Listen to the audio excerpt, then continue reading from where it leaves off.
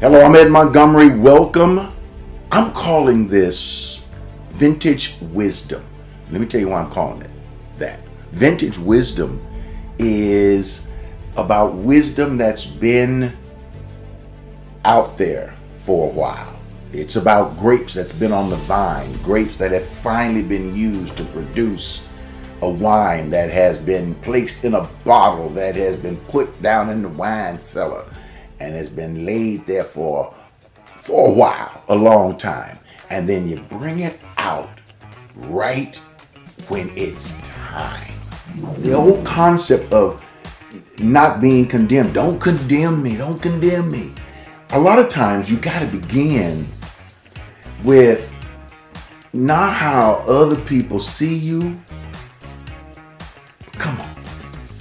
It's based really, first of all, on how you see yourself. Because if you see yourself in a certain way, then you don't really give you don't really care what other people think. Now, I know we say that, and yes, I do care sometimes what other people think. I'm human just like anybody else. But when you're focused on the fact that I am loved by people around me, I'm loved by my family, I'm loved by God, I believe I'm loved by God regardless of what you think my shortcomings, my sins, and my mess ups are. I'm sorry to let you know this, but I'm on a different wavelength. I'm on a different vibration. I'm in a different space. It's all about how I see myself and looking at myself through the lens of how God looks at me. And when I can see that, and I not just feel good about myself, but I know good about myself. When I know that, then I'm going to think a little differently about how you think about me. It's going to change my whole attitude. It's going to change how I move through this world. It's going to change how I move in the corporate world, how I move in the business world, how I deal with my customers if I'm in business.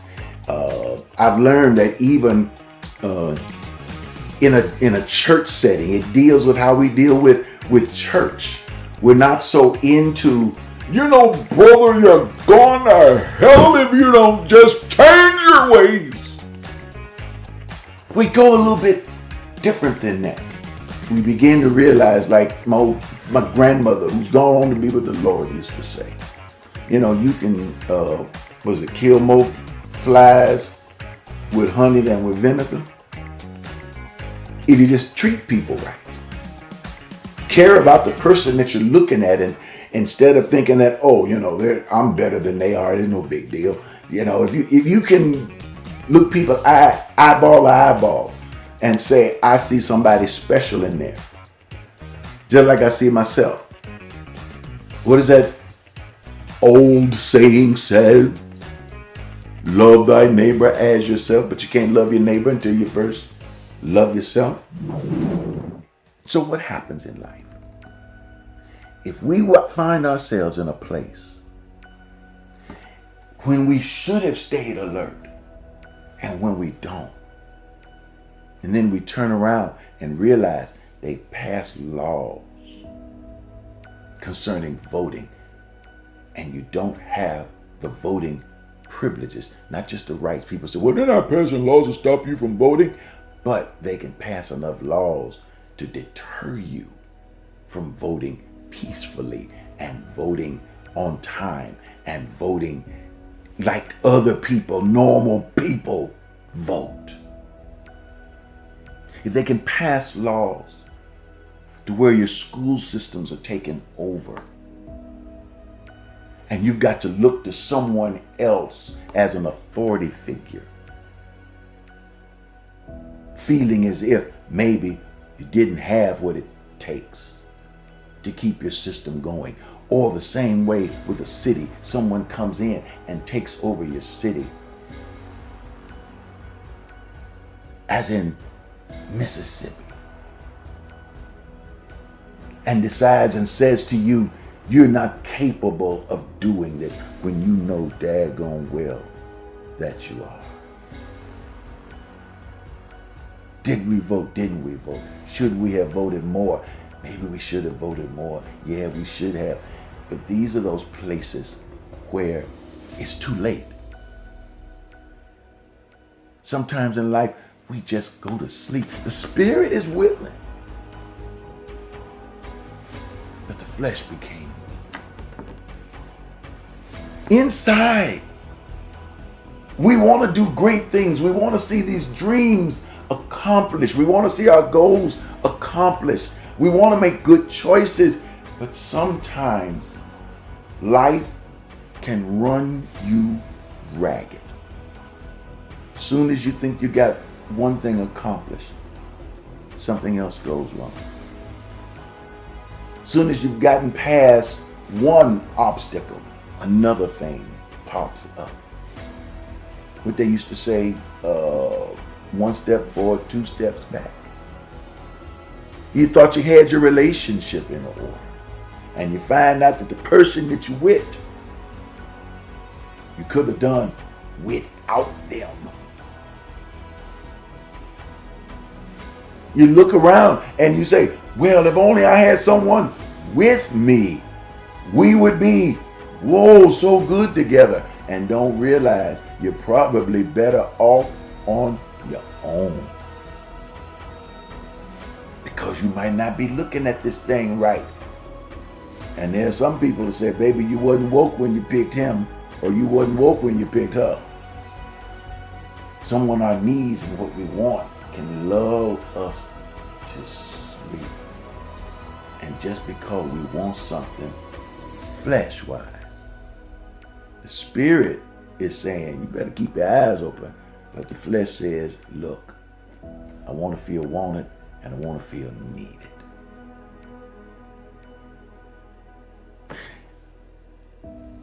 And then we find ourselves in this generation, this society that we live in with right now.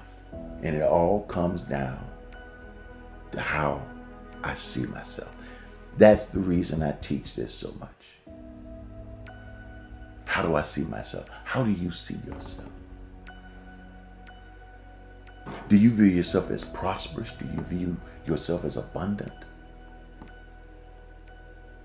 Oh yeah, you may want to go to sleep and say, oh well, I'm a poor old soul. I'm not any good. It seems that there are more people who are more worthy than I am.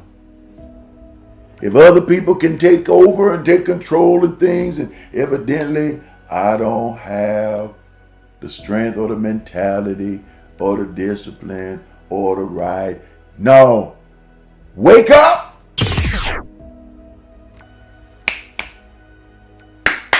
Wake up.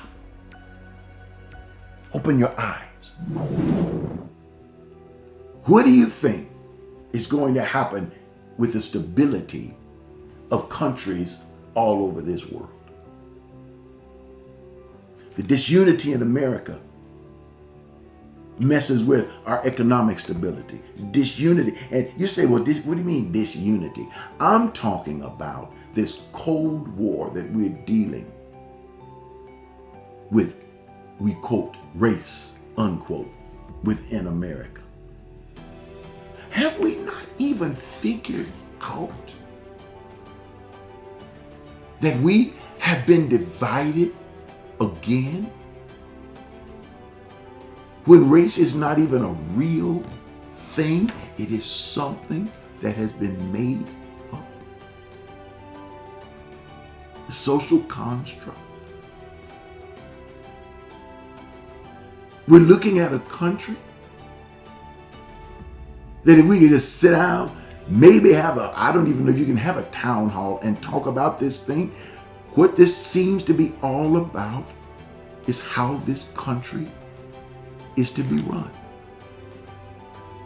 And the center of this whole kabobble, if that's a word I can even use, comes from religion.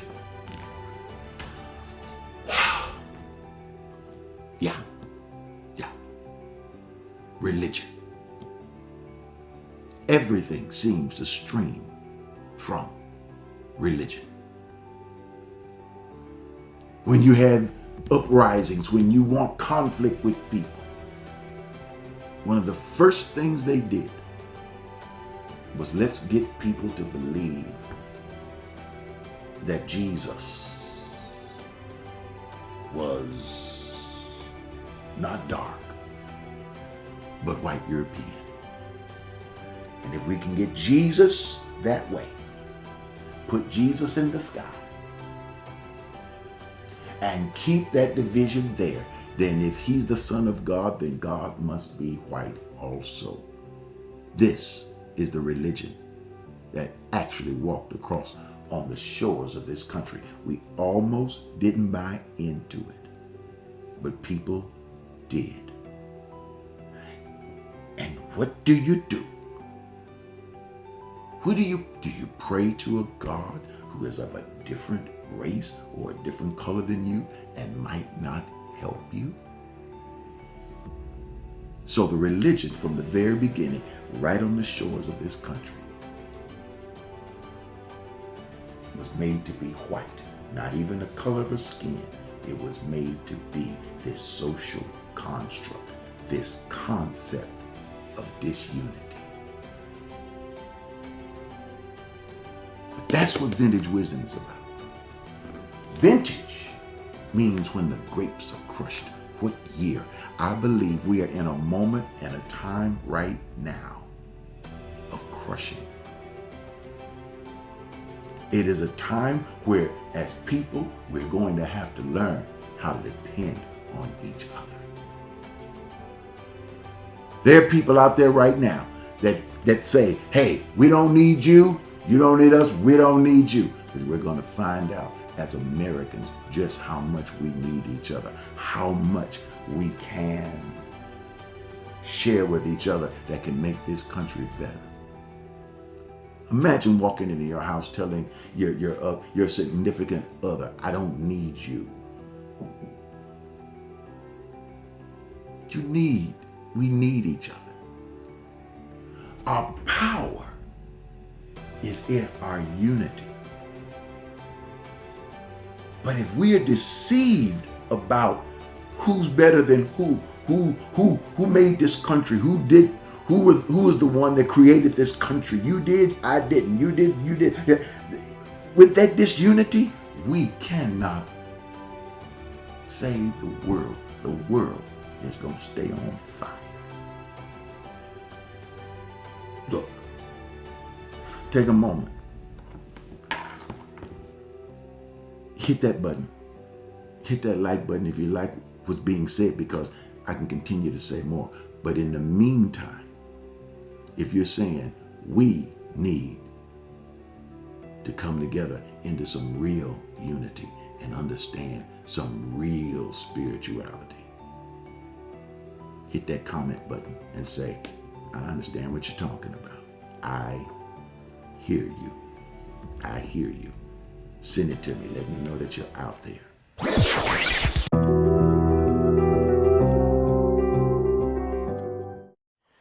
Hello, I'm Ed Montgomery, and I want to encourage you about one thing. Don't you let your season pass you by. I've been talking on these little bitty clips about flowers and opening and blooming, but it takes pollination. In other words, it takes somebody going from one flower to another flower, and that's somebody, little bees and things of that sort.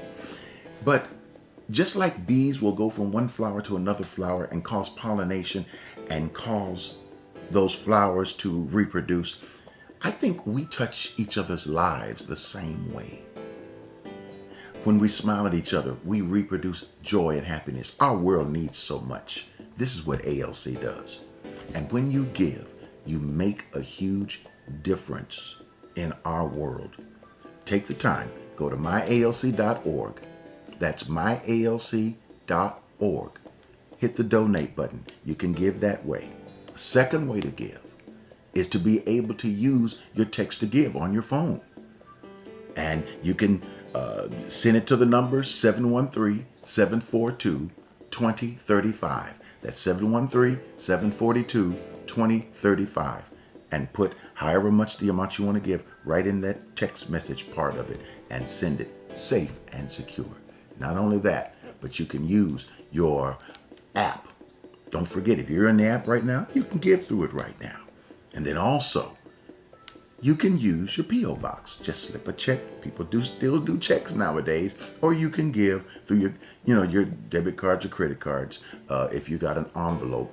But if you're just mailing it, put a stamp on that envelope and you can send it to Abundant Life Center, P.O. Box 772-300, Houston, Texas 77215.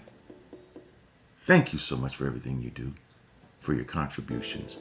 I really appreciate you. Thank you, ALC, Abundant Life Center, and for all of you, ALC globally. Thank you for being a part of our lives. I hope we can continue to be a part of your life. Love you. See ya. Hey, don't forget to subscribe to my channel.